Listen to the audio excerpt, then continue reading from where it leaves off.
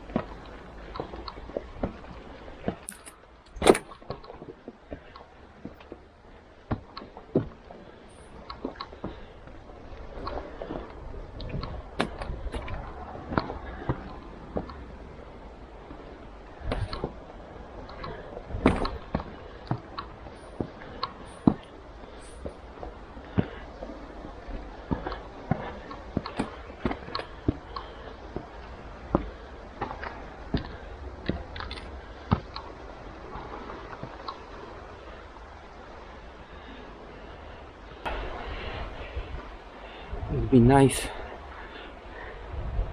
to get in there. I don't know if I got time today.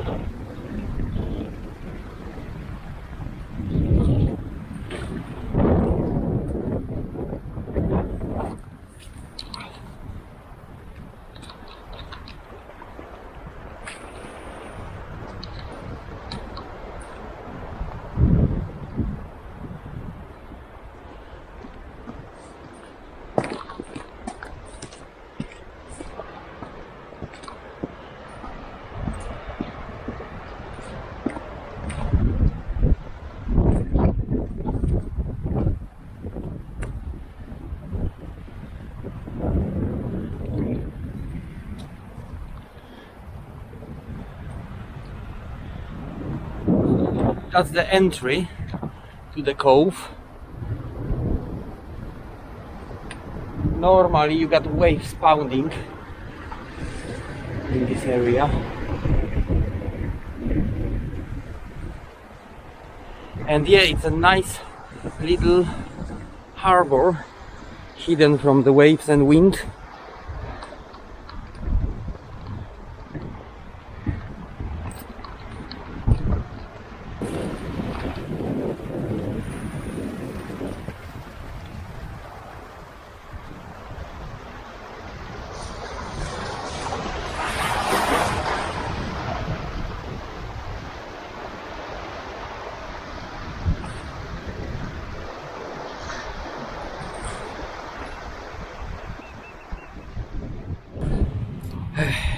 You probably wonder what's so important about that place.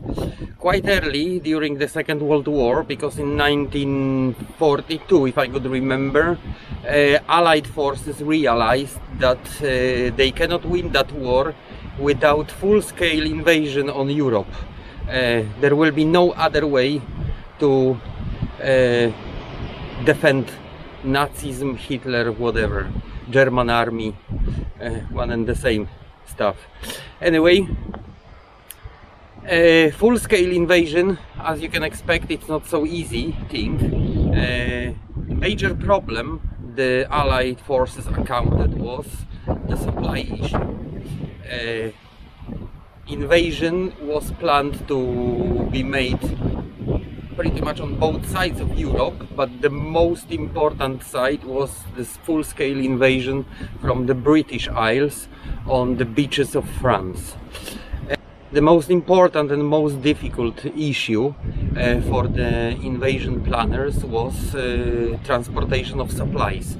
Ammunition, petrol, all this is highly flammable, highly explosive, and conventional transports would be very vulnerable. There was not enough and not big enough harbors that Allies could use on the European side, and also you got constant threat from the Luftwaffe and also from the German submarines. That's why in early 1942 the British engineers, oil companies and armed forces, both US and British, were working on secret project called PLUTO. The shortcut PLUTO stands for Pipelined Underwater Transportation of Oil, and Project PLUTO was simply nothing else but Nord Stream of the war times, Nord Stream of the 40s. Watermouth Cove took a part in the last stage. All the preparations took place in different places of UK. However, here was the last stage when the whole technology has been developed. Here took a part the last stage. The 30 miles of underwater pipe was laid between Watermouth Cove and the Swansea, and experiment was very successful. Many of you is probably interested, how did they plan to do it? The idea was very simple. There was already in existence method of transportation under the seabed. However, that was a transportation of info, which was simply a telegraph cable. Telegraph cable was strong enough to survive under the ocean all the way from America to Europe. Therefore, British engineers reinforced and hollowed telegraph cable and were trying to experiment on sending fuel through that piping system. Like I mentioned before, the experiment was very successful, and indeed after the D-Day the underwater pipeline was laid between the British Isles and beaches of France. In fact, if I could remember, there were 3 lines going from Great Britain to France, and I think Norway as well, but I'm not 100% sure. It is estimated that those lines that were developed and experimented in that place carried 820,000 liters, which was 8% of all fuel needed to win the war. High five! Further down you got a place called Sawmills. Today it's a bar and restaurant. However, during the war there was really working a sawmill, and it's been closed for that experiment, and that's where the whole fuel was stored. You can even read on internet stories, people remembering how the road was closed on both sides, and there were army guards making sure that nobody who drives don't smoke, because obviously the air was full of highly combustible fumes of petrol.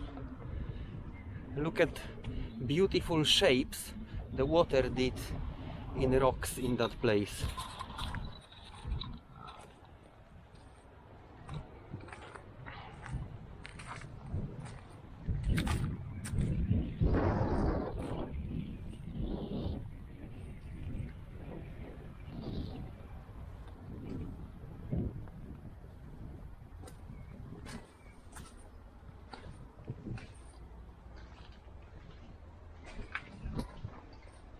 A little cave developing. Cannot see because it's dark inside.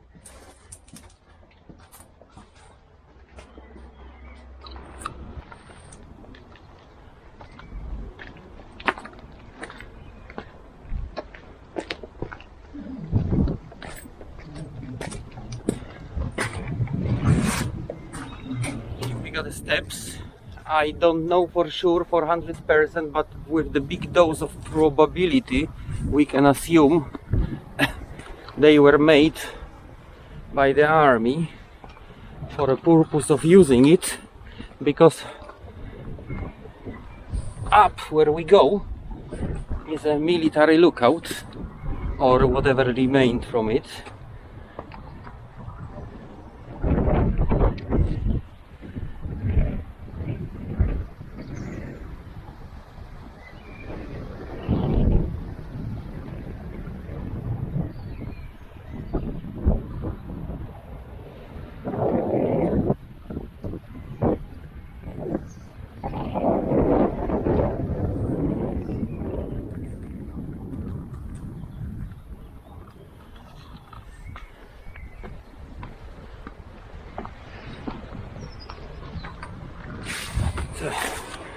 Very narrow path right now. Squeeze through those bushes.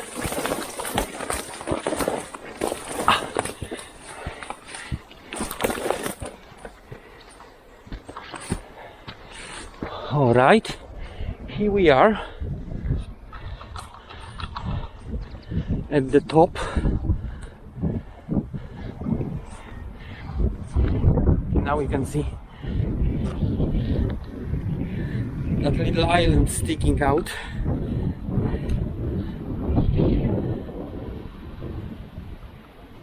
It is good 15 meters or maybe even 20 down. And yeah, this is what remained from the military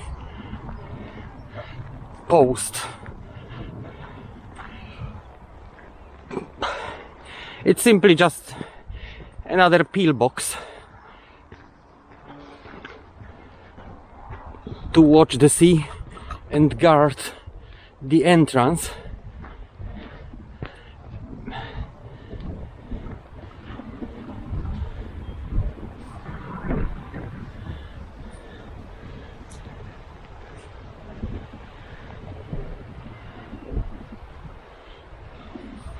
that part of the coastline was quite important.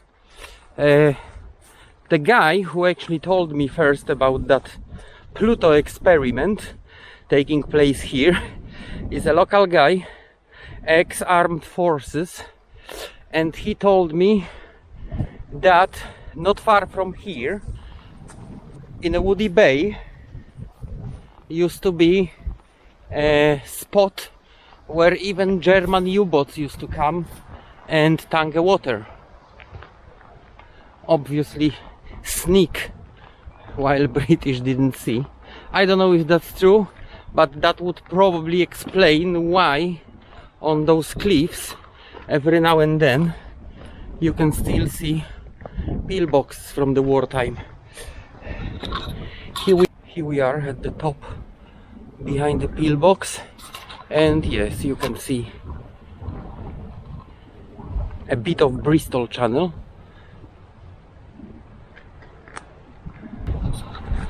So that's the pillbox.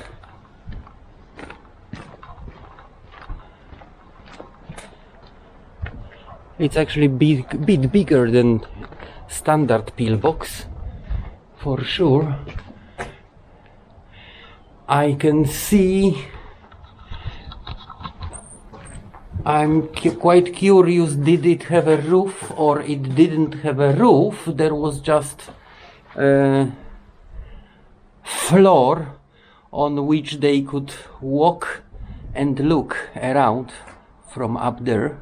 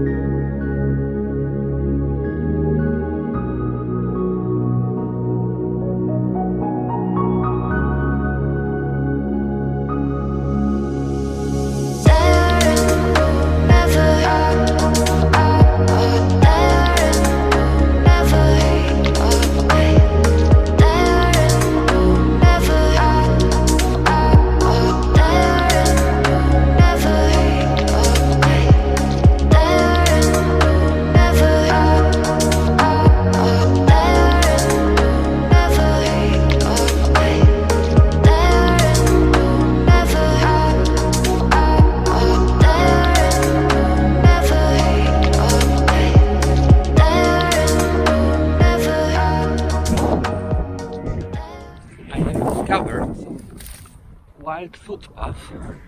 I hope it will take me all the way around the campsite, but we'll see. Looks promising. We'll see where that goes.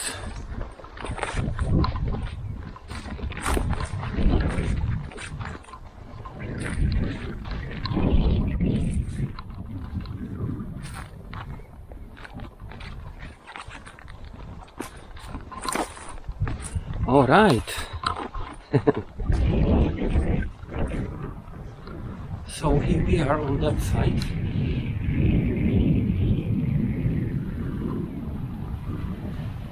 Let's see. Where can we get down here?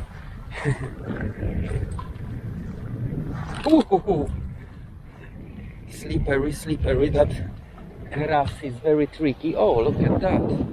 It's like terraces. I only hope I won't get down to the sea. Oh dear. It's like a climbing wall.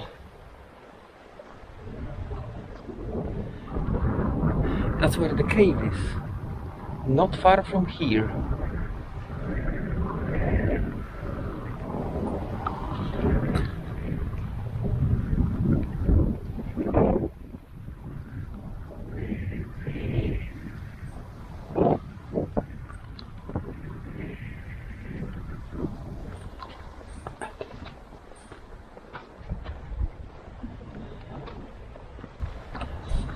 So let's explore once we're here.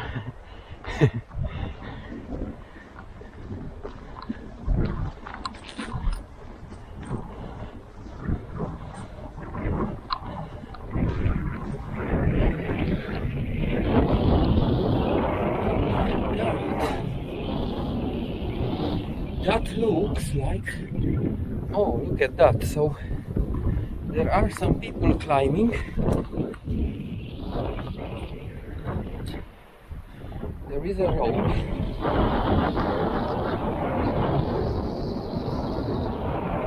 Nice. One day we will have to explore that. Yeah, it goes all the way down.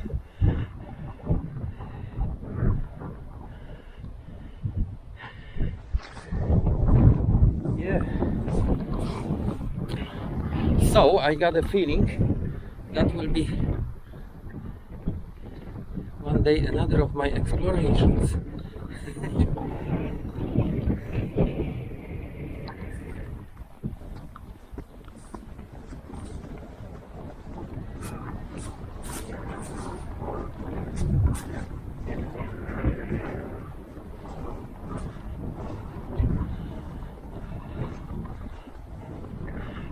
Here it goes nowhere because it cuts.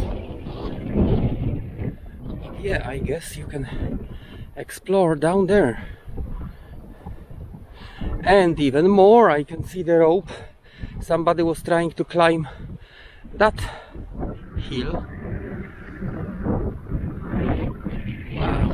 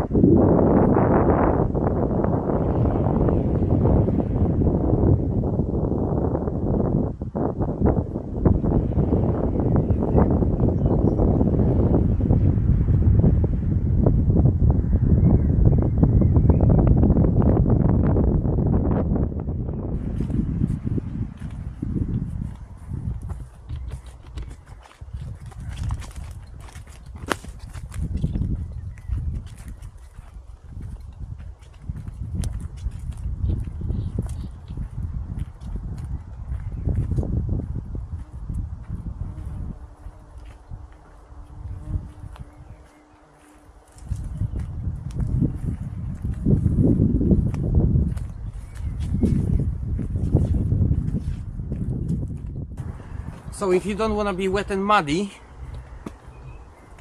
That's the alternative footpath going all the way back to that military lookout. I'm on my way back this way, which helps me to avoid those quicksands and mud I almost sunk into on the way in. However, that footpath is also a bit muddy. Anyway, that was a Watermouth Cove, a beautiful little cove which I did show you, I think 2 years ago in one of my videos while it was full of water. It looks quite different. Nice place. You can spend all day here sitting on the cliffs and having a little picnic. That's it for today. I see you on the next exploration, and don't forget to leave thumb up and subscribe. It costs you nothing and helps me and my channel to develop more and more. See you on the next exploration. High five.